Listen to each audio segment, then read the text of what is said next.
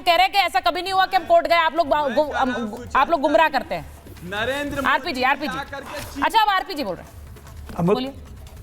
अमतुल्ला खान, हाँ बोलिए। अमतुल्ला खान के वीडियो तो रिकॉर्ड है, जब वो कह रहा है कि मैं एक भी रोहिंग्या उठने नहीं दूंगा जी, और 10,000 रुपया हर रोहिंग्या को दूंगा, परिवार को दूंगा। उसके वीडियो तो रिकॉर्ड है। और ये भी कह रहा है कि सबके राशन कार्ड बनाऊंगा। और ये कह रहे हैं कि सरकार का क्या लाभ होता है। अगर दिल्ली की सरकार सहयोग करती तो अब से पहले एक्शन शुरू हो जाता, क्योंकि दिल्ली की जो होम मिनिस्ट्री है उसका भी ऑर्डर चाहिए होता है, साथ में उसका भी सहयोग चाहिए होता है। वो ओवर पावर कर या ओवर रूल कर नहीं हो सकता काम। ये इस बार क्योंकि सरकार है, उन्होंने उनका केंद्र के साथ कोऑर्डिनेट किया है, दिल्ली पुलिस एक्शन में है। ये एक्शन पहले हो सकता था अगर आपकी सरकार कोऑपरेट करती।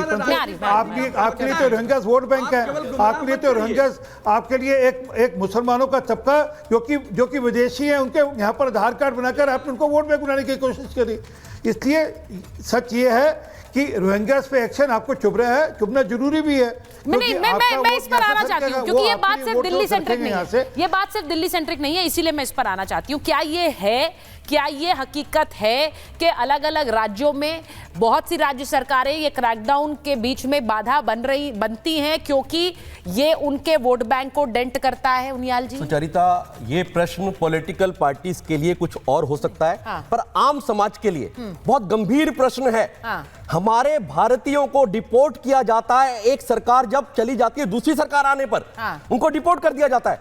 परंतु हमारे यहां पर ये इतना बड़ा अपने आक्रमण लगातार होता रहा, पर हम उनको देखते नहीं है। और जब कोई रूट लेवल का कार्यकर्ता चीफ मिनिस्टर बनता है, जो कि सिर्फ एक व्यक्ति के कारण नहीं बनता, अतिशी भी थी महिला, पर वो किसी की कृपा पर बनी हुई चीफ मिनिस्टर थी। परंतु जब रूट लेवल का व्यक्ति चीफ मिनिस्टर बनता है तो उसका दर्द रूट लेवल पे समझ आता है उसको, क्योंकि जब लगातार वो काउंसलर होता है, लगातार एमएलए होता है, लगातार जूझ रहा होता है, उसको पता लगता है कि मेरे शालीमार के इस कॉर्नर में, मेरे वसंत विहार के इस कॉर्नर में यहां पर रोहिंग्याज रहते हैं। उनका आईडी चेक करना, उनका वेरिफिकेशन चेक करना एक चीफ मिनिस्टर का दायित्व है, और वो ही कर सकता है जो कि नीचे से उठकर आया होता है। तो चीफ मिनिस्टर बनाने की जो प्रकरण किया भारतीय जनता पार्टी ने मोदी जी को, उस महिला को चुनने के लिए बधाई, और उसका इंप्लीमेंटेशन। मुमताज जी कह रहे हैं ये अभी सरकार बनी है, 2 दिन के पैतरे हैं, उसके बाद नहीं करेंगे। अगर कोई व्यक्ति अगर इसी टर्म के लिए कहा जा सकता है, इसके बाद आ रही हूं मुमताज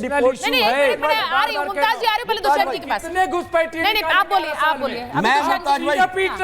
मैं ये बात कहता हूं आपको, आप जाति से, मुमताज जी आप स्कॉलर हो, आप जाति से ऊपर बढ़ के सोचो। क्या कोई आउटसाइडर इस देश में रह सकता है?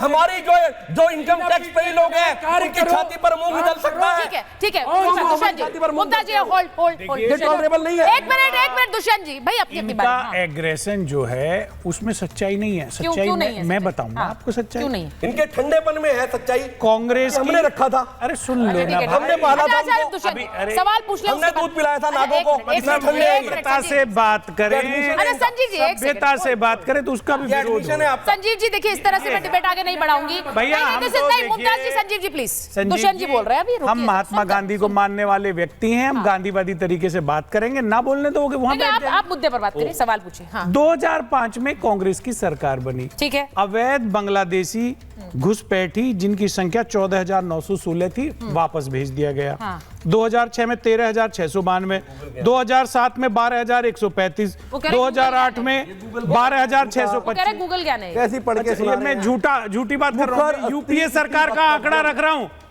और गांधी जी ने कभी ऐसा नहीं किया। अरे सुन लो ना पहले, पैसे गलत खबर लोगों को कभी नहीं दी गांधी जी ने। चलिए जी, मैं उधर बैठ जाता हूँ। मुझे लगता है कि इनका मेरा उपस्थित होना या इनको उचित नहीं लग रहा है। डिबेट नहीं होती है ना, उनको चला जाता हूँ मैं। आपने सवाल उठाइए संजीव जी, महिला दिवस पे मुझे बुलाया, मैं आपका आभार प्रकट करता हूँ। मैं चलता हूँ जी, मुद्दे पर बात करें ना प्लीज। 2010 में 6,290, 2011 में 6,761। अब इनकी सरकार के दौरान के बता देता हूँ। 2014 में 989, 2015 में 474, 2016 में 308। जब 2005 में 14,916 घुसपैठियों को वापस भेजा, ना तो कोई कोर्ट गया, ना किसी ने पत्थर मारा।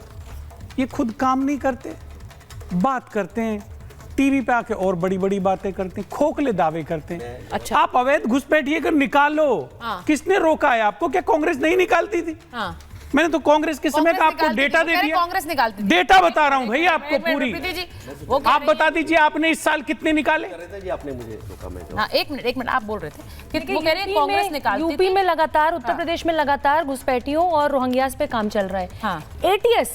एटीएस काम कर रही है। सरकार की इतनी बड़ी एजेंसी, देश की इतनी बड़ी एजेंसी वहां पे काम कर रही है। वहां पे कोई उस पर सवाल नहीं उठा रहा है। वहां पे जो घुसपैठ हैं, जो रोहिंग्यास होंगे, उनकी लिस्ट बनेगी, उनको डिपोर्ट किया जाएगा। वहां पे तू मैं नहीं होगी। दिल्ली में आज तक मैं कह रही हूँ पिछले 10 वर्षों पे यहाँ पे आम आदमी पार्टी की सरकार रही, सीएम थे। आपका वैचारिक मतभेद हो सकता है आप मोदी जी को पसंद नहीं करते हो, आप राहुल गांधी को पसंद नहीं करते हो, कोई लोग हो सकता है मोदी जी राहुल गांधी को बहुत पसंद करते हो, लेकिन जब देश की आंतरिक सुरक्षा की बात होगी तो क्या आप घुसपैठियों पे काम नहीं? मैं कह रही हूँ कि रेखा गुप्ता ने तो 1 महीने में काम भी किया। 10 वर्षों में केजरीवाल साहब ने क्या काम किया? उनके सिर्फ वोटर आईडी कार्ड बनाए। हम लोग झुग्गी झोपड़ियों में काम करते हैं। आप दिल्ली की किसी भी झुग्गी झोपड़ी में चले जाइए, दिल्ली के किसी भी झुग्गी झोपड़ी में चले जाइए, मेरा आपका आईडी कार्ड दिल्ली में बाद में बनेगा। जो ये झुग्गी झोपड़ी में लोग रहते हैं उसमें जो स्पेशली रोहिंग्यास हैं और अगर किसी विशेष धर्म समुदाय से हैं तो उनकी आईडी कार्ड पहले बनती है। भाई ये बताइए अभिषेक जी सीधे आरोप लगा रही है, वो कह रही है हम तो झुके थे। प्रीति जी और अभिषेक जी को स्क्रीन पर लीजिए प्लीज। मैं आपसे अभिषेक जी, उनका डायरेक्ट सवाल है कि कैसे रोहिंग्याओं के आधार पहले बनाए गए। हाँ पूछिए अभिषेक जी, मैं तो सीधा कह रही हूँ 10 वर्ष आपकी सरकार थी ना, अब तो कब सरकार आएगी नहीं आएगी भगवान जाने, राम जी ही मालिक हैं, जिस राम को आप मानते नहीं थे बाय द वे। तो मेरा ये कहना है कि 10 वर्ष जब आपकी सरकार थी तो आपने रोहिंग्यास को बाहर निकालने का काम क्यों नहीं किया? आपको करना चाहिए था। सारा काम मोदी जी का ही है क्या? राज्य आपका है, सीएम आपका है, बंगले में आपको रहना, 8 लाख के पर्दे आपको लगाने हैं, तो काम भी तो आपको करना चाहिए था ना। जवाब अब मैं बोल लूं? बोलिए। अब मैं बोल लूं? मेरा अपना मानना है कि इनको ज्ञान का अभाव है। मैं बड़े ही सम्मान पूर्वक इनका सम्मान करता हूं और विनम्रता पूर्वक पूछना चाहता हूं कि दिल्ली के अंदर या देश के अंदर अगर कोई भी रोहिंग्या, बांग्लादेशी या अवैध घुसपैठी यहाँ पे आते हैं तो उसको रोकने की जिम्मेदारी किसकी होती है? उसको डिपोर्ट करने की जिम्मेदारी किसकी होती है? आम आदमी पर अभिषेक जी एक सेकंड, बस एक सिंपल सा सवाल, गोल गोल क्यों? देखिए पूरी जनता आपको देख रही है, लाखों करोड़ों लोग पब्लिक भारत देखते हैं। आप सिर्फ ये बता दीजिए 10 वर्षों में रोहिंग्यास और बांग्लादेशियों पे आम आदमी पार्टी की सरकार ने क्या एक्शन लिया है? मैं कह रही हूँ रेखा गुप्ता 1 महीने में काम कर रही है, आपने 10 साल में काम क्यों नहीं किया भाई? पार्टी ने दिल्ली के अंतिम व्यक्ति में, अंतिम पंक्ति में खड़े व्यक्ति के लिए काम किया। आम आदमी पार्टी ने क्या किया? हम दिल्ली की जनता को बताएंगे। दिल्ली आपने की जनता देखिए आप दुष्यंत जी क्या कह रहे हैं?